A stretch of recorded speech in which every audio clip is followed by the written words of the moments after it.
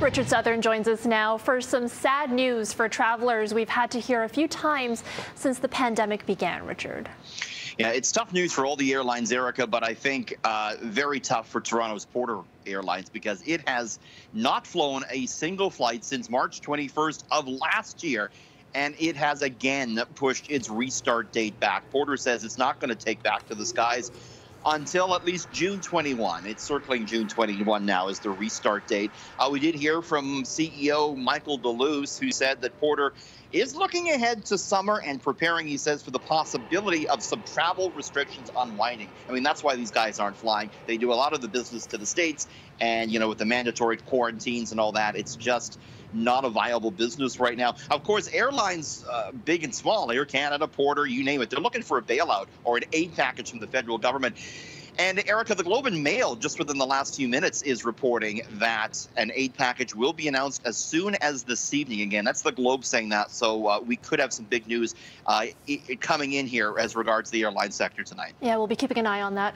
All right, many were upset when employers dropped pandemic pay last year. Now at least one company is bringing it back for frontline workers. Yeah, it's SOBEY'S, the second biggest grocery chain in Canada. And they say, you know, with the stay-at-home order back on, they're going to be giving a pay bump to many of their workers. SOBEY'S says that the more an employee works during the government-mandated lockdown, the more money they'll earn, anywhere from $10 to $100 more per week. SOBEY'S gave an example of an employee that works a 40-hour work week who would earn a $100 bonus. SOBEY'S says the pay bump is, quote, the right thing to do. We heard on Friday from Longo's, who was planning to give, I believe it was a $2 pay increase to its full-time frontline employees. Erica, I guess the pressure now on some of the other big chains to perhaps do the same thing. Yeah, it's so important. I mean, those people are literally risking their lives going out to work every day. And finally, a story that's on the minds of many living in the GTA.